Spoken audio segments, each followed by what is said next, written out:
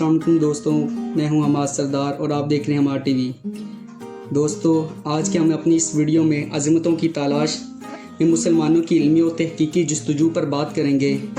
Video شروع کرنے سے پہلے تمام دوست جو اس چینل کو نیا دیکھ رہے ہیں ان سے التماس ہے کہ چینل کو سبسکرائب کریں اور بیل آئیکن کو کلک کریں تاکہ ہر آنے والی ہماری نئی ویڈیو آسانی سے آپ کو مل سکے۔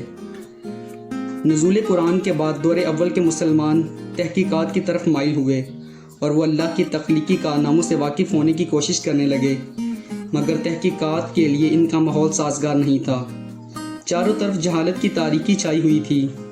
یونانی علوم گوشہ گمنانی میں چلے گئے تھے اور صرف کہاوتیں باقی رہ گئی تھی۔ چنانچہ سب سے پہلے انہوں نے فلکیاتی مماثلات سے واقف ہونے کی کوشش کی، چونکہ یہی ایک ایسا موضوع تھا جس کے جاننے کی خواہش اور جستجو ہر اس شخص کو ہوتی ہے جس کی فطرت میں تحقیقی صلاحیتیں ہوں۔ چنانچہ وہ ان معلومات کے حصول کی خاطر مختلف مقامات پھرتے اور یہ معلومات جہاں کہیں سے پاتی ان کو جمع کرتے۔ مختلف اقوام اور مذاہب کے لوگوں سے تبادلہ خیال کرتے۔ ان لوگوں کو ابتدا میں یونانی، مصری، ایرانی، ہندی اور دوسری قوموں کے قصوں اور روایتوں سے سابقہ پڑا اور نتیجے کے طور پر مسلمان بھی ان قصوں اور روایتوں سے متاثر ہوئے۔ چنانچہ بعض ایسی ہی روایتیں قصص الانبیاء جیسی کتابوں میں درج کی گئیں جن کا حقیقت سے کوئی تعلق نہیں تھا۔ مثلا زمین کا فرشتے کے کاندھے پر ٹکے ہونا، یا زمین کا 4000 سینگوں والے بیل کے ایک سینگ پر ہونا، زمین کا ایک کاندھے سے دوسرے کاندھے سے یا ایک سینگ سے دوسرے سینگ پر منتقل ہونے کا، زلزلے کا آنا، کوہ کاف کی زمین کا سونے اور چاندی کا ہونا، اور بہت سے غیر عقلی قصے، مثلا اللہ کا انسانی شکل میں ہونا، یا اللہ کا ایسے تخت پر بیٹھے ہونا جو سانپ کی کلٹی کے بیچ میں ہو اور جس پر سانپ نے اپنے پھن سے سایہ کیا ہو، اور اللہ جو انسانی شکل میں تھا، اس کو انسانوں کے پیدا کرنے کا خیال ہوا تو اس نے ان کے اعمال لکھنے شروع کر دیے، اور جب اس کو انسانوں کی بد اعمالی کا تصور آیا تو جوش غضب میں پسینہ آ گیا۔ اس نے اس پسینے سے سمندر بنا ڈالے، اور جب سمندر کے پانی میں اپنے آپ کو دیکھا تو اس کو اپنا عکس نظر آیا۔ اس نے اس عکس سے سورج، چاند اور تارے بنا ڈالے۔ ظاہر ہے یہ قصے خلاف عقل ہیں۔ ممکن ہے اس وقت بعض لوگ ان سے متاثر یا مطمئن نہ ہو کر مزید معلومات حاصل کرنے کی کوشش میں لگ گئے ہوں گے۔ اس کے لیے انہوں نے مختلف زبانوں کی کتابوں کا مطالعہ کیا۔ یہ جدوجہد اتنی عام ہو گئی تھی کہ حکمرانوں کو بھی ایسی دلچسپی پڑ گئی۔ چنانچہ خلیفہ منصور کی سرپرستی میں عبداللہ بن موقع نے 105 میں بعض یونانی کتابوں کے ترجمے کر دیے، اور پھر فارسی، ایرانی اور ہندی زبانوں میں لکھی ہوئی کتابوں کے ترجمے کیے۔ ترجموں کا یہ کام خلیفہ ہامون کے زمانے تک مکمل ہو چکا تھا۔ ہارون رشید اور مامون علم کے بڑے قدردان تھے۔ مامون ہزاروں دینار دے کر ایک کتاب خریدتا اور علماء کی خندہ پیشانی سے سرپرستی کرتا تھا۔ اس کو علم فلکیات، جغرافیہ اور دوسرے علوم سے کافی دلچسپی تھی۔ کہتے ہیں کہ مامون نے قیصر روم سے یونانی مفکر کی لکھی ہوئی کتابوں کو بھیجنے کی فرمائش کی، جس پر اور اس کی درباری جو ان کتابوں کو منحوس اور نقصان رساں سمجھتے تھے اور جن کا پڑھنا ممنوع قرار دے دیا گیا تھا، چھٹکارا حاصل کرنے کے لیے اور مسلمانوں کو گمراہ و تباہ کرنے کے لیے فیثاغورس، جان لیوسن، بکرتا، اقلیت، سقراط، افلاطون، ارسطو، بطلیانوس اور دوسرے مختلف مفکرین کی لکھی ہوئی کتابیں روانہ کر دیں، جن کے ترجمے ہارون رشید کے قائم کردہ دارالترجمہ بیت الحکمت میں ہوئے۔ عالموں کو کثیر معاوضہ دے کر ان کی خدمات حاصل کی گئیں۔ ان ترجموں کے بعد مسلمانوں کو بطلیانوس اور دوسرے یونانی محققین کے فلکیاتی نظریات سے واقف ہونے کا موقع ملا، جیسا کہ آپ نے اس سے قبل پڑھا۔ بطلیانوس نے علم فلکیات پر تحقیقاتی نظریات لکھے۔ چونکہ بائبل کے نظریات سے متاثر اور مشابہ بہت رکھتی تھی، اس وجہ سے اس کی یہ کتاب بہت مشہور ہوئی۔ چنانچہ بعض مسلمان مفکرین بھی اس کتاب سے متاثر ہوئے بغیر نہ رہ سکے۔ الحاج ابن معاصر نے اس کتاب کو عربی ترجمہ کیا اور جو بعد میں المجستی کے نام سے شائع ہوئی۔ جو اصل کتاب بھی سے بھی زیادہ مشہور ہوئی۔ اس کے کئی ترجمے لاطینی زبان میں کیے گئے جو یورپ کی یونیورسٹیوں میں پڑھائے جاتے رہے۔ حسین ابن اسحاق نے اس کا ترجمہ کیا۔ ثابت ابن قرہ نے اس میں ترمیم اور بطیالوس کے بتلائے ہوئے علاقہ جات آسمان میں اور دونوں علاقوں کا اضافہ کرتا ثابت اور فلک البروج کے نام سے شامل کیا۔ فلکیات تحقیقات کے انحصار سائنٹیفک علوم کی فراوانی پر منحصر ہے۔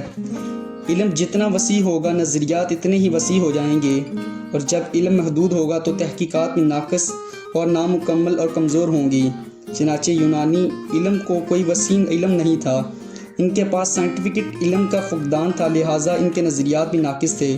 ان کا عام خیال تھا کہ زمین مرکز عالم اور ساکن ہے، سورج اور تارے متحرک ہیں۔ مسلمانوں کے لیے یہ تحقیقات اطمینان بخش نہ تھی، کیونکہ قرآنی ارشادات بالکل اس کے برعکس تھے۔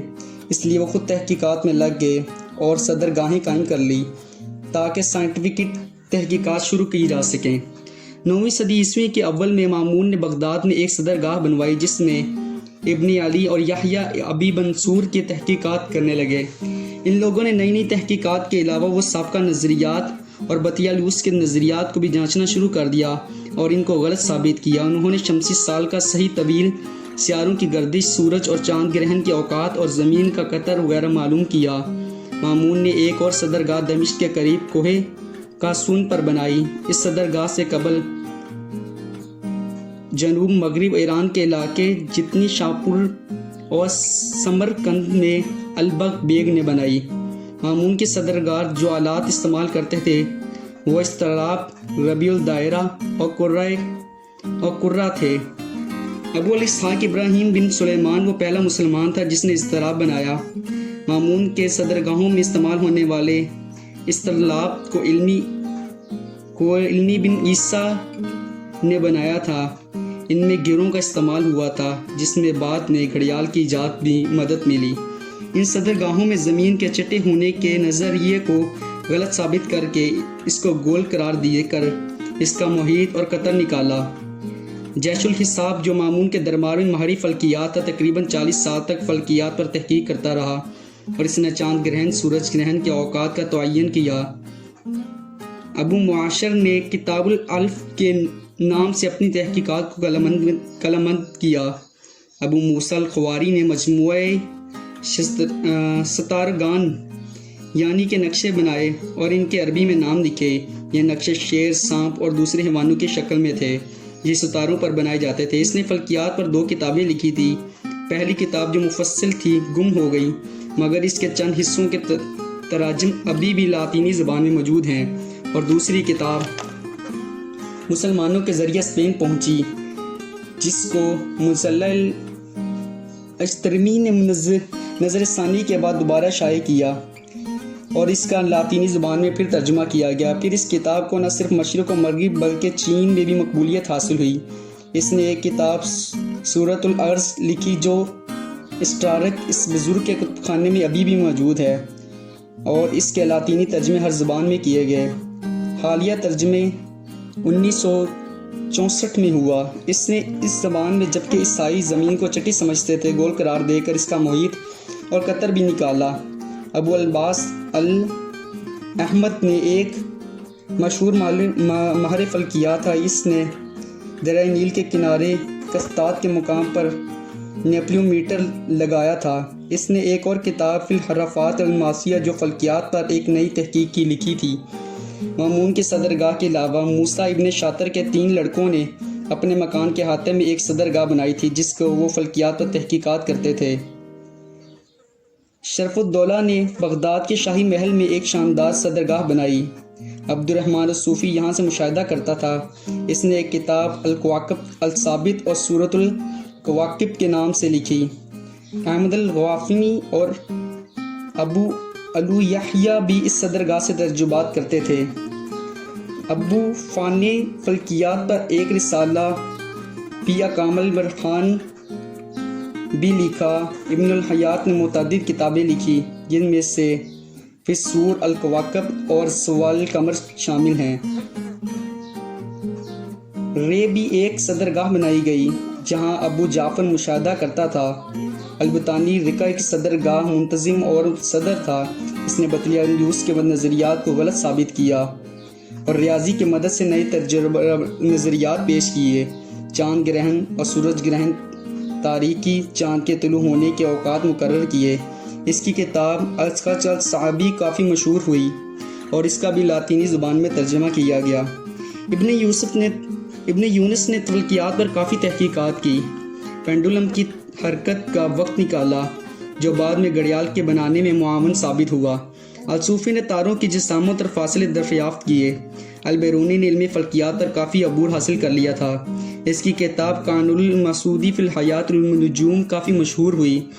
اس نے فلکیات میں ریاضی اور جیومیٹری کا مکمل استعمال کیا۔ اس نے ایک اور کتاب التحفین کے نام سے عربی اور فارسی میں لکھی، جس کے ترجمے انگریزی میں بھی ہوئے۔ اس کی ایک کتاب آثار الباقیہ کافی مشہور ہوئی۔ اس نے زمین کی محوری گردش کا صحیح وقت نکالا، طول البط اور عرض بلد کے صحیح فاصلے معلوم کیے۔ اس نے کسی بھی جگہ اور کسی بھی مقام سے کعبہ کا رخ معلوم کرنے کی ترکیب ریاضی اور جیومیٹری کی مدد سے بتائی۔ اس نے سندھ کے علاقے کی جگہ صدیوں سے پہلے سمندر کا ہونا بتایا تھا، جو بعد میں صحیح ثابت ہوئی۔ اس کو زمین کے مرکزی عالم ہونے سے اختلاف تھا۔ عمر خیام نے فلکیات اور ریاضی میں کافی تحقیقات کی۔ اس نے ایک کیلنڈر بنایا جس کو تاریخ الجلالی کہتے ہیں۔ اس نے سال کے صحیح دنوں کا تعین اور وقت نکالا تھا، اور اس کے علاوہ ابن الجبرا کو کافی ترقی دی۔ ابن حجام اور جابر ابن افلاک نے بطلیموس کے بتائے ہوئے نظریے کی تردید کی۔ ابن راشد جو زبردست سائنسدان تھا، ہماری فلکیات تھا، مختلف سائنسی تحقیقات کرنے لگا اور قرآنی ارشادات پر تحقیقات کرتا تھا۔ اس نے سورج پر دھبے دریافت کیے۔ سیاروں کی گردش سے تعلق مرغانہ کے صدر گاہیں ناصر الدین طوسی اور قطب الدین شیرازی نے تحقیقات کی۔ انہوں نے بھی زمین کے مرکزی عالم ہونے سے اختلاف کیا۔ ابن شاطر بھی اس کا خیال کا حامی تھا۔ اس نے ستاروں کی حرکت بتانے والا ایک ماڈل بنایا۔ کوپرنکس کا ماڈل بالکل اسی طرح کا تھا۔ ابو سعید سنجری نے سورج کو مرکزی عالم قرار دیا۔ اگر کچھ یہی عرصہ مسلمانوں نے علمی فلکیات میں کافی مہارت حاصل کر لی تھی، اور اس علم کے ساتھ ساتھ انہوں نے اس سے متعلق علوم مثلا ریاضی، جیومیٹری، الجبرا اور ٹیکنالوجی کو ایجاد کیا۔ اسی طرح انہوں نے دوسرے علوم یعنی مثلا طبیعیات، جغرافیہ، نباتات، حیوانات، موسمیات، طبقات الارض وغیرہ، جن کا ذکر قرآن میں مختلف جگہ پر آیا ہے، دلچسپی سے لینے لگے۔ ان کی تحقیقات نشاء الانسانیہ کے بعد یورپ میں ہلچل پیدا کر دی۔ ان کی لکھی ہوئی کتابوں کے ترجمے لاطینی اور دوسری زبانوں میں ہوئے اور انہیں یورپ کی یونیورسٹیوں میں صدیوں تک پڑھاتا جاتا رہا۔ مسلمانوں کی تحقیقات نے مزید نئی تحقیقات کی راہیں کھول دیں، جن پر چل کر یورپی سائنسدانوں نے حیرت انگیز انکشافات کیے، اور یہ انکشافات پکار کر اللہ کی